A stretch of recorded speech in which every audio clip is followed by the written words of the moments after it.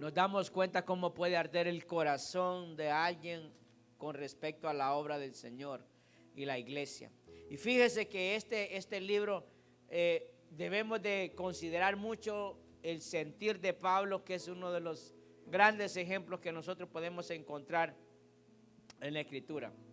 Vamos a estar estudiando Colosenses capítulo 1 del versículo 24 al 29.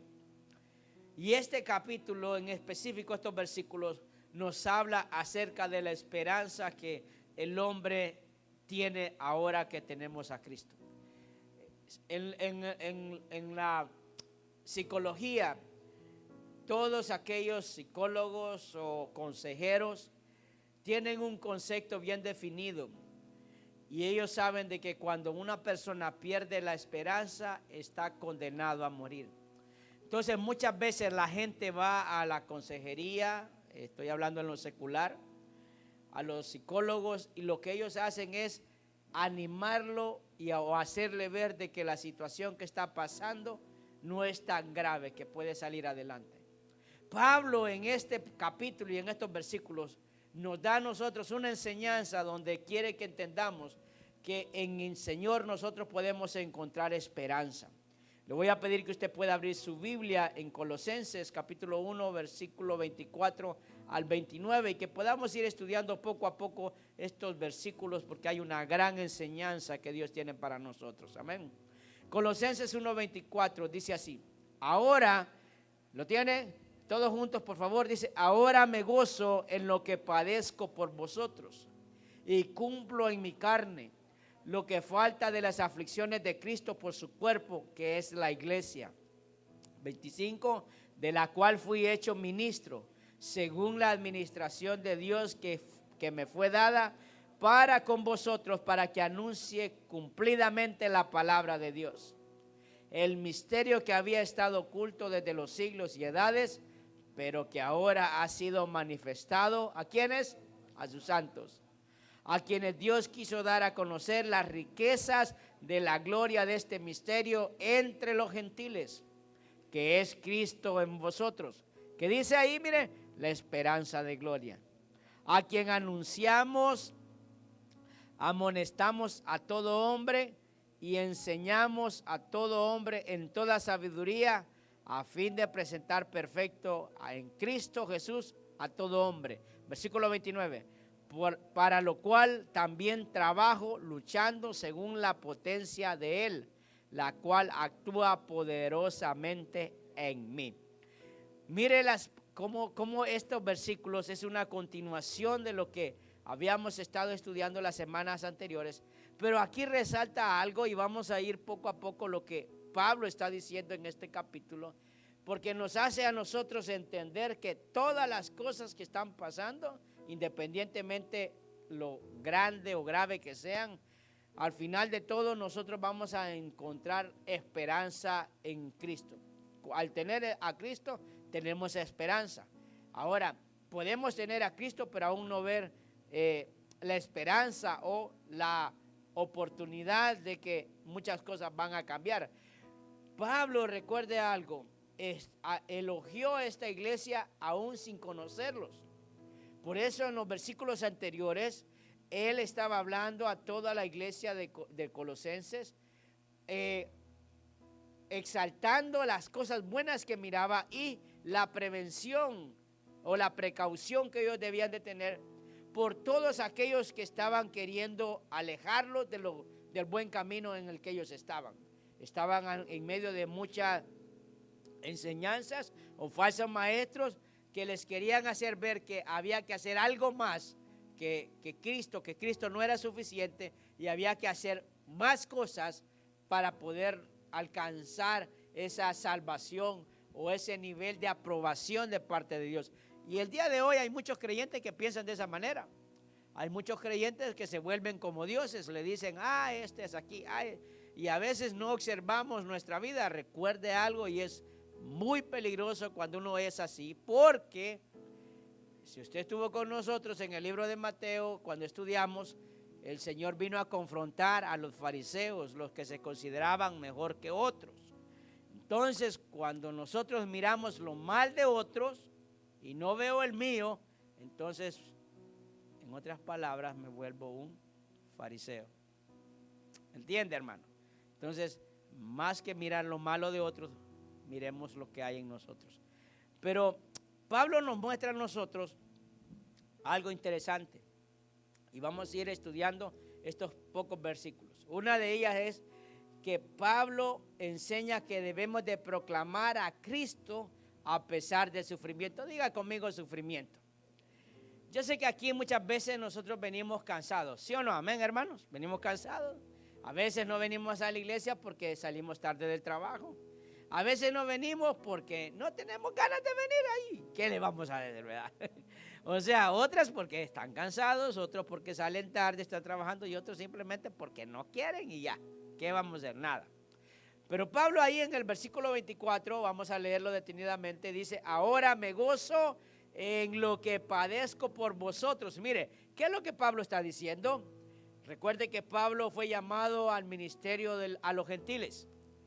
Fue un ministerio especial al cual el Señor lo llamó para que no fuera a predicarle a los judíos, aunque a las ciudades que le tocó ir a Pablo se tuvo que encontrar con judíos viviendo en ciudades de gentiles que tenían tradiciones de Moisés, pero a conveniencia. Algunas cosas las tomaban literalmente, pero como dicen, donde fueres, haz lo que hicieres, ¿cómo es? Lo que vieres, haz lo que hicieres, así, ¿verdad? Entonces se volvían religiosos, ¿verdad? Pero cuando Pablo los confrontó con las enseñanzas, la verdadera enseñanza que ahora teníamos a Cristo, como que entonces volvían, hermano, a la ley. Pero Pablo está diciendo que se encontraba en un punto donde había padecido, ¿por qué? Por el evangelio, había padecido por la iglesia, no por esta iglesia en particular, sino por la iglesia en general. Y mire lo que dice, y cumplo en mi carne lo que falta de las aflicciones de Cristo por su cuerpo, que es la iglesia. Ahí Pablo, hermano, no nos está diciendo de que el sacrificio o lo que Cristo hizo no era suficiente, porque a veces no lo logramos interpretar. En otra versión, en la NTV, creo que ahí está, lo puede ver en la pantalla. En este mismo versículo dice de la siguiente manera: me alegro cuando sufro en carne propia por ustedes. Hermano, así, sinceramente, pasta. Nosotros nos alegramos cuando nos va mal. Andamos, hermano, que somos una pasa, todos arrugados, hermano. Nada es un mar de llanto, mire. Con cualquier, mire, a veces peleamos en la casa por algo insignificante, venimos enojados, hermano. Y uno dice, Dios lo está tocando. Se acordó, hermano, de la tremenda pelea que tuvo y usted piensa que es el Señor que lo ha tocado. El remordimiento que le dio, quizás ella le dio con la olla a él y ahora está aquí en la iglesia y se siente mal. No, yo solo le digo así como en cuestión de broma. A veces, hermano, no nos vamos a gozar en medio del sufrimiento. Pero aquí estamos hablando de otro tipo de sufrimiento. Porque usted, hermano, aquí, usted sabe, aquí cada quien, Dios hablando a usted, diga, habla Señor. Aquí, hermano, nosotros padecemos por nuestras mismas situaciones. Aquí nos enfermamos porque trabajamos nuestras cosas. Aquí andamos que no podemos mover ni un dedo porque damos todo en lo laboral. Por eso, hermano, aquí no andamos, hermano, mire que me dieron 3 bofetadas porque fui a evangelizar a alguien. Dios guarde, hermano. Si solo miramos a alguien medio bravo y nos escondemos el tratado y la Biblia. Aquí estamos hablando de que Pablo nos dice, escuche esto, y estamos hablando de aquellos que se atreven a hablar de Cristo, porque hay creyentes, hermano, que ya uno no sabe ni qué de qué, ¿verdad? Porque no tenemos ese pensamiento. Tenemos otro tipo de enfoque. Pablo está diciendo ahora, me alegro cuando sufro en carne propia por ustedes, porque así, escuche, así participo de los sufrimientos de Cristo, que continúan a favor de su cuerpo, que es la iglesia.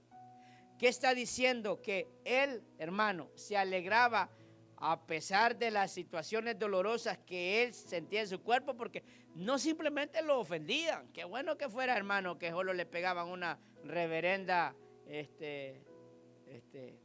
regañada, no, insultada, sino que, mire, le daban. Y él se alegraba, decía, eso implica que sí estoy haciendo lo correcto, porque el evangelio es sufrido. Nosotros estamos viviendo un evangelio quizás cada día más alejado de la realidad. El evangelio de Cristo se sufre. No se sufre por no se sufre, hermano, porque, ay, Señor, te pedí una petición y no la cumpliste. ¿Por qué, hermano? La gente se pone brava con Dios por eso. No, se sufre cuando se comparte el evangelio y el evangelio es rechazado. Ese es el sufrimiento del evangelio. Nuestros asuntos personales, ya esa es otra cosa. Pero de este sufrimiento era que hablaba Pablo. No hablaba de nada de algo en sí de él personal, no. Entonces, pero aún así Pablo tenía muchos motivos para estar alegre. Si usted se recuerda, Pablo resaltaba todas las cosas buenas de la iglesia. ¿Y acaso cuando escribía esto, hermano, quizás no las estaba pasando? Sí, pero aún se alegraba por todo lo que estaba aconteciendo en la iglesia de Colosas, porque él claramente le dice, ahora me gozo en lo que padezco por vosotros. ¿Quiénes eran? Era la iglesia. Entonces, hermano, le voy a, así, para que podamos irnos entendiendo, el sufrimiento trae gloria a Dios. Diga gloria a Dios. Cuando usted en algún momento, yo sé que varios lo hacen, pero en algún momento usted comparte el evangelio y lo rechazan, ¿sabe que eso trae gloria a Dios? Porque esa es una señal de que se está haciendo lo correcto. Pero si nosotros ni siquiera queremos hacerlo, hermano, Dios no va a recibir ninguna gloria. Cantarle aquí, te doy gloria, gloria. ¿Cómo? O sea, ¿cómo, hermanos? O sea, aquí venimos a expresar una acción que hemos hecho o estamos haciendo. ¿Está entendiendo? O sea, porque si cantamos te doy gloria, ¿verdad? Entonces el Señor dice, ¿cómo pues? ¿Verdad que sí? Entonces Pablo nos recuerda, a pesar de los ataques, que el evangelio debe de ser proclamado. Y ese era un mensaje que Pablo comenzaba en esos versículos. Ahora, también tiene que entender que no todos los que vienen a Cristo van a padecer por causa de Él. No todos los que estemos aquí vamos a padecer por causa de Cristo. Algunos quizás sí, otros no. Algunos hermanos definitivamente no van a padecer porque simplemente están en la iglesia, pero no son creyentes. Y eso es algo que usted tiene que tener claro. Yo no sé, para mí todos somos hermanos. Amén, hermano. Todos nos vamos con Cristo. Levante su mano si tiene a Cristo. Pues todos nos vamos. Yo creo, amén. Yo ahí deposito mi confianza en usted. Que allá nos vamos yo no sé si nos vamos a conocer, ¿verdad? Pero yo me quiero ir allá, mi esposa que porte bien para que se vaya. Ahí no me la puedo llevar, ¿verdad? No. Entonces, hermano, ¿sabe qué sucede? Que la firmeza de nuestra fe nunca va a depender de nuestra comodidad. ¿Qué le quiero decir con esto? Porque si Pablo nos enseña que a través de las tribulaciones nosotros le damos gloria a Dios, entonces a veces nosotros empezamos a buscar nuestra comodidad.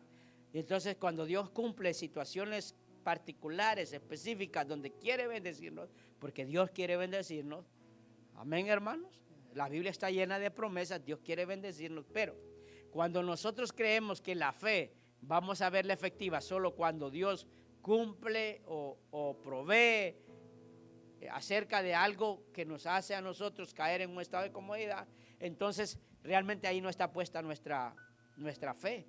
No hay una firmeza porque las cosas van y vienen, ¿verdad que sí? Un día estamos arriba, otro día estamos abajo. Yo sé que usted ahorita está arriba, volando como las águilas, hermano. Ojalá y nos mantengamos siempre así hasta que Cristo venga. Pero de repente, escuche, a uno le ha tocado. A uno le ha tocado, hermano, de que, yo no sé usted, ¿verdad? Pero hay gente que cuando tenía bastantes, mire, buen trabajo y todo, y decía, ay no, otra vez pollo. Pero ahora, hermano, lo calienta, ahí lo guarda, mire, los huesitos de chupa el siguiente día. Pero antes hasta lo tiraba. Antes dejaba 20 pesos de propina, ahora va y más bien está dejándole 2. Y reniega que no le atendieron bien, si es que va a comer, sino al McDonald's, y se queja porque le subieron el precio. Mire, hermano, a veces estamos en bajada, hay muchas cosas y debemos de considerar eso.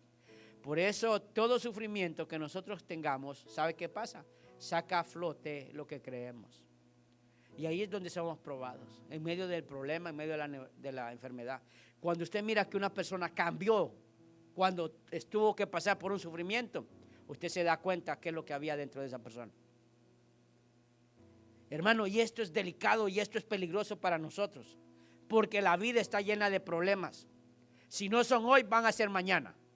Pero van a venir situaciones y dependiendo cómo reaccionemos, eso lo que va a sacar es lo que nosotros creemos dentro.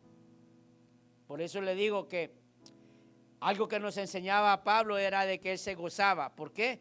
Porque a pesar del sufrimiento, él seguía gozándose en el Señor. También vemos ahí que Pablo nos muestra que se proclama esa esperanza gloriosa. No simplemente que Dios me haya dado a mí o provoque gozo en mi interior, sino que también comparte con otros. Mire lo que dice Colosenses 1:25, de la cual dice, fui ministro según la administración de Dios que me fue dada para vosotros, para que anuncie cumplidamente la palabra de Dios.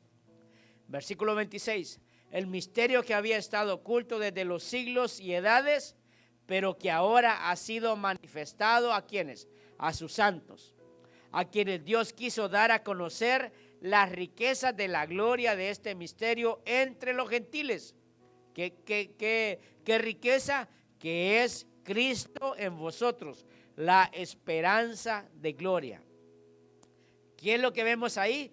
Que Pablo a través de esta carta les recuerda el llamado que le hizo el Señor específicamente para los gentiles. Dios hace llamados específicos, hermano. Y eso no quiere decir de que solo vamos a hacer eso, pero Dios ya tiene, por eso dice la palabra que Él nos predestinó para que anduviésemos en buenas obras. O sea que Dios tiene llamados específicos y yo estoy más que convencido que usted tiene un llamado específico en la obra del Señor. Qué poquitos aménes, hermano. Me asustan ustedes. Amén, diga, amén con convicción. Así es. Pablo es lo primero que muestra en ese pasaje. Ahora, vea también que dice que él anunció cumplidamente la palabra de Dios. Mire, yo sé que Dios nos llama. Por eso cuando Dios llama a alguien, Dios se encarga de capacitarlo. O sea, nosotros venimos a los caminos del Señor, aunque no nos guste, con un nivel de ignorancia. Podemos tener conocimiento en lo secular, pero tenemos que tener preparación también en lo bíblico. Y ahí es donde también Dios trabaja en lo espiritual. Porque a veces queremos ser espirituales sin palabra de Dios. Y a veces queremos solo ser de pura palabra y somos como los ateos o como los gnósticos, que no creemos nada espiritual sino letra por letra. Porque entonces caemos, hermano, en un desbalance total. Pero Pablo nos muestra y debemos de estudiar o ver como dicen, su resumen, su historial. Pablo fue instruido por uno de los mejores maestros de judíos, bajo a los pies de Gamaliel. O sea que era un rabino, no era cualquier hermano el que sabía. Él tenía nacionalidad griega, judía y romana. O sea que, hermano, él tenía conocimiento en esos ámbitos. Por eso el Señor lo llamó a los gentiles. Por eso, a quien el Señor prepara, indudablemente es un requisito ineludible que debe de tener conocimiento de la palabra de Dios. Por eso Pablo lo recalca en ese versículo. Cuando dice, para que anuncie cumplidamente la palabra de Dios. Y recuerde que él tenía ¿qué palabra? La que Dios le revelaba a través de su Espíritu Santo, pero también tenía la palabra que había sido enseñada a través de la ley de Moisés. Y él ahora podía entender de que no estaba eludiendo eso, sino que le estaba realmente poniendo en práctica como lo hizo nuestro Señor Jesucristo. Amén. Entonces, había un misterio. Y mire, hay gente en la iglesia que dice, estos son los misterios de Dios. Entonces, cuando usted dice misterio, es como algo exclusivo. Porque usted escucha eso, ¿verdad? El Señor solo a mí me revela los misterios. No, hermanos, yo le voy a decir algo. Si usted busca del Señor, Dios le va a revelar a usted lo mismo que me puede revelar a mí, y puedo ver lo que yo veo, usted lo puede ver también. Porque esto no es exclusivo. Pablo claramente lo está diciendo en esos versículos. Dice ahí, en el versículo 26, el misterio que había estado oculto desde los siglos y edades, pero que ahora ha sido manifestado a sus santos. En Efesios 3:3, mire lo que dice la palabra. Tal como antes, en esta versión NTV, tal como antes les escribí brevemente, Dios mismo me reveló su misterioso plan. Cuando lean esto que les escribo, entenderán la percepción que tengo de este plan acerca de Cristo. Miren, cuando el Señor le hablaba a los profetas, o le hablaba al pueblo a través de los profetas con respecto a Cristo, usted sabe que muchos profetas solo daban el mensaje, pero no lo entendían. Porque la labor del profeta es dar el mensaje de Dios. Y habían profetas, hermanos, que ya se estaban revelando. Por ejemplo, lo podemos encontrar en el libro de Daniel. Pero él no entendía que era a Cristo que él le estaba revelando. Pero él tenía que dar esa profecía porque tenía que cumplirse a través de Cristo. Ahora usted y yo sabemos que lo que estamos viviendo, lo estamos viviendo porque es a través del sacrificio de Cristo, que antes, generaciones y miles de años atrás, no lo sabían. La bendición, hermano, el poder tener este tipo de vida, lo tenemos porque tenemos a Cristo. Usted lo puede menospreciar, pero usted no sabe qué tan valioso es para aquel que no tiene a Cristo, que está allá afuera sin esperanza. Aquel que quiere ahora suicidarse, que quiere divorciarse, que quiere ir, hermano, a robar o quiere hacer cualquier cosa cuando no sabe que es el único camino que tiene delante. Pero sí, yo no. Usted, cuando tiene la tentación al frente, dice, eso no le agrada a Cristo. Dios le reveló esos misterios. Dios nos ha dado a nosotros la verdad. Por eso en su palabra dice, y conoceréis la verdad, y la verdad os hará libres. Cuando tenemos, hermano, la revelación, por eso Pablo lo dice ahí. Ese misterio que había estado oculto, escuche, siglos y siglos, a través de los mismos profetas que le decían al pueblo el mensaje de Dios, pero ellos mismos no lo entendían. Hermano, ahora también tiene que saber que hay muchos falsos que creen que hay cosas que son exclusivas solo para ellos. Y no es así. Por eso la iglesia adolece en estos tiempos de discernimiento.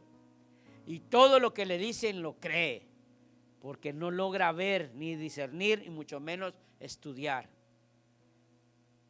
Pero cuando tenemos la verdad que está en la palabra de Dios, hermano, y el Espíritu Santo trabajando en nosotros, olvídese, no va a haber ninguna cosa oculta. Para todas aquellas cosas que son reveladas, hermano, ahora son descubiertas. La revelación que ahora tenemos es para todos, porque sabemos y creemos que a través de Cristo somos salvos, porque Él es el Cordero perfecto. Ellos no lo sabían, usted y yo sí lo sabemos. Ese era el gran misterio, que a través de Cristo, el Cordero perfecto, ahora tenemos salvación y vida eterna. Dele un aplauso al Señor, yo creo que Dios se lo merece. Primera de Pedro, capítulo 1, versículo 10, mire lo que dice. Incluso los profetas quisieron saber más cuando profetizaron acerca de esta salvación inmerecida que estaba preparada para ustedes. Miren lo que dice Pedro. Los antiguos profetas querían saber, pero no se les revelaba a ellos.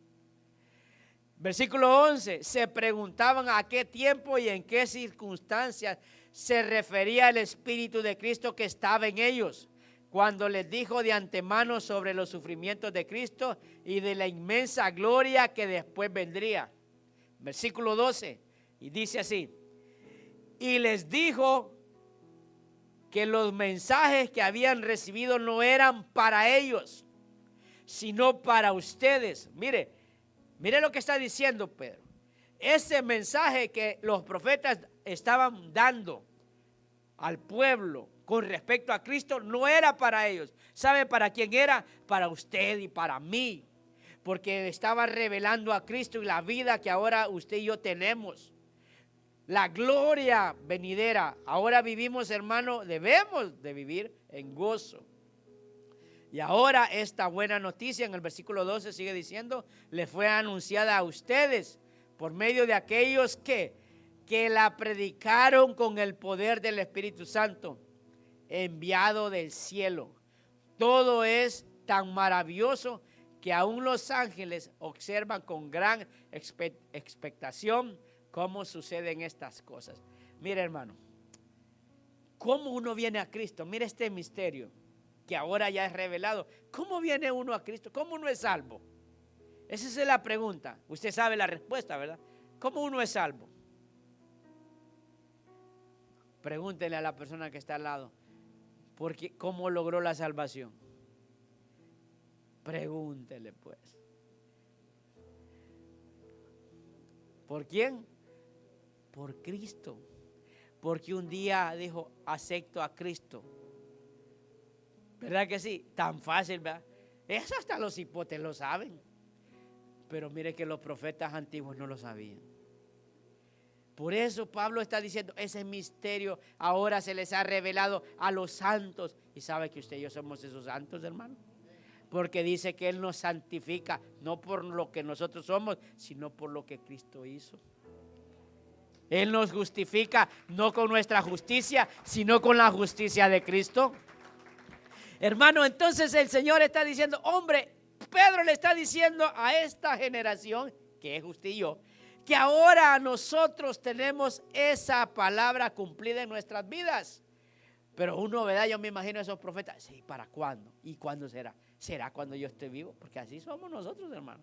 Ah, no, son para otros que ni han nacido. Ah, así somos, ¿verdad? Cuando nos dicen que no es para nosotros, nos vale chancleta. Nosotros queremos las promesas de Dios para mí, ¿verdad? Pero le dice, Dios va a bendecir a tus hijos.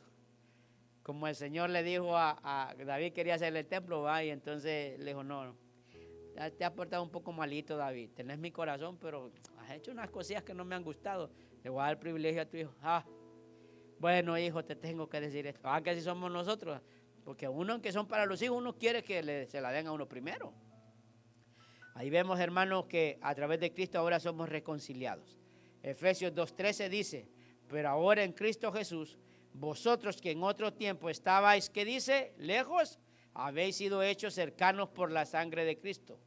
Versículo 14, porque Él es nuestra paz, en que de ambos pueblos hizo uno, derribando la pared intermedia de separación.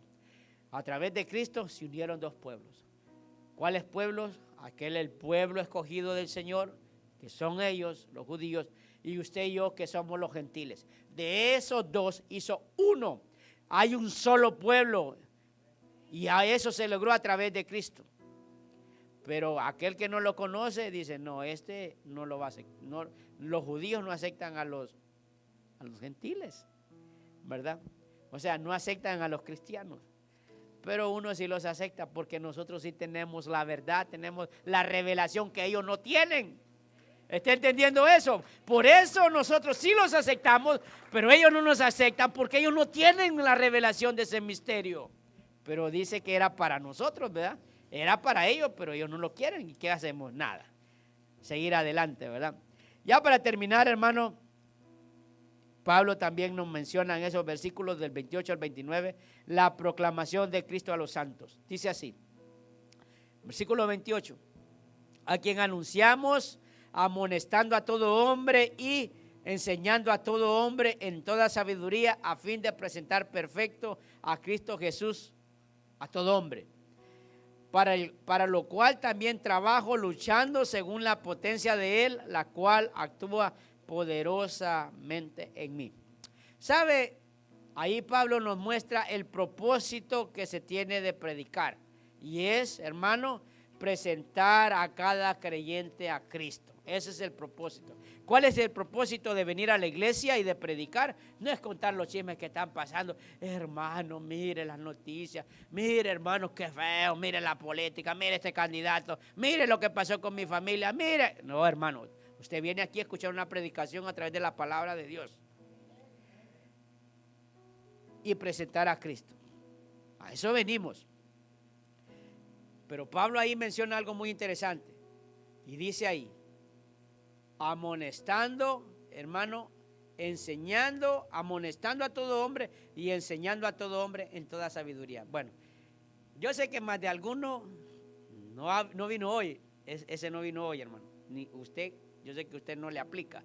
Pero más de algún hermano que no vino hoy ha de haber pensado, ese pastor lo está diciendo por mí. Alguien le chismeó, ¿verdad que sí? Él dijo eso por mí. Mire, delante de Dios que yo no me acuerdo ni de usted, ni de su nombre. Pero yo sé que usted sí se acuerda de mí. Allá va braviando ese pastor machetero, lo dijo por mí. Yo no sé, hermano, yo como ando en modo fariseo, por eso le digo esto, no ando espiritual. Yo pensando en modo fariseo. Usted va diciendo esas cosas, hermano, pero créame que por lo menos de mi parte no le voy a decir algo para ofenderlo. No voy a ir a decir a esa hermana que comienza el nombre con J y termina con U. Usted sabe que gran pícara, sinvergüenza, y a todo el mundo ya saben que habla de Josué, ¿verdad? Entonces dice la hermana, no, hermano, hay gente que usa la iglesia y el púlpito para darle machete a los hermanos. Y la gente, amén, amén, amén. A veces yo he escuchado aquí, ¿verdad? Aquí en Confianza en Familia he escuchado que a veces la gente dice, aquellas hermanitas que parecen payasas, que no sé qué, y se ven, ¿verdad? Porque como se maquillan y como es prohibido, ¿verdad? Aquí no, pero en otros lugares sí. Y amén, amén, amén. Y ya saben que son dos hermanitas que así son. No les dicen el nombre, pero ya y la gente, hermano, se acostumbra a un estilo de predicar de esa manera. Eso no edifica el cuerpo, eso ofende, eso no redarguye, eso provoca enojo, ¿entiende? Entonces, cuando se viene acá, Pablo claramente está diciendo que la prédica es para amonestar. Ahora, yo sé que hay momentos en que Dios le habla, entonces usted tome lo que Dios le está diciendo. Si está incorrecto, está incorrecto, hermano. No le vamos a decir que es negro o no le vamos a decir que es blanco si anda en negro, en modo malo. Le va a caer el machetazo. Y no porque yo se lo esté dando, sino porque el Espíritu Santo dice que exhorta. Amén. Entonces usted tómelo de Dios. No se enoje conmigo. Lo dijo por mí, dijo. Porque hay gente que dice, yo sé que lo dijo por mí porque me estaba viendo. Así dice la gente. Pero no, hermanos. Créanme que no. ¿Cómo se hace? Dice que se hace con sabiduría. Eso es lo que dice Pablo, ¿verdad? A veces nosotros nos acostumbramos a generalizar y a veces hay que ser específico. Mire, hermanito, venga, ¿sabe qué? ¿Por qué está diciendo mentiras, hermano? Esos mentirosos se van a ir al infierno. Y sabemos que es alguien que anda mintiendo. ¿Por qué no le decimos, hermano, no diga mentiras? Eso no es verdad. Porque su hijo dijo que no fue así. Entonces no mienta, le está enseñando a sus hijos a mentir. Pero ir directamente a las personas, no hay que mentir. Y cuando hay algo que hay que corregir, a veces hay que hacerlo de una manera muy personal y no generalizar. Amén. Entonces, todos podemos ser amonestados. Yo tengo quien me amoneste. Olvídese, usted no sabe, usted, hermano, es como un ángel. A mí me toca duro. Cuando yo salgo de acá, mire, y yo digo, Señor, ten misericordia de mí, porque yo tengo a alguien que me amonesta. Ya sabe quién es. Yo para qué menciono nombre, dije que no iba a mencionar nombre, ¿verdad? Pero así es, hermano. Y todo aquel que tiene, mire, todo aquel que está casado, así de verdad, aquel que tiene su esposa, aquel que tiene su esposo, mire, hermano, créame o no, si acaso le tienen que traer, eso no se hace, hombre, ¿sí o no? ¿Cuántos hombres dicen amén? ¿Cuántas veces las mujeres lo han regañado porque ha hecho algo malo? Le dice, no hagas eso, te lo dije. O viceversa. Hermano, ¿pero por qué lo hace? ¿Porque lo odia? No, porque lo ama, porque quiere que le vaya bien. Le dice, no seas bruto, te están viendo la cara, no te das cuenta. Y uno, no, pues sí te la están viendo. Entonces uno tiene que aprender a escuchar. ¿Verdad que sí? Amén, hermanos. Y va.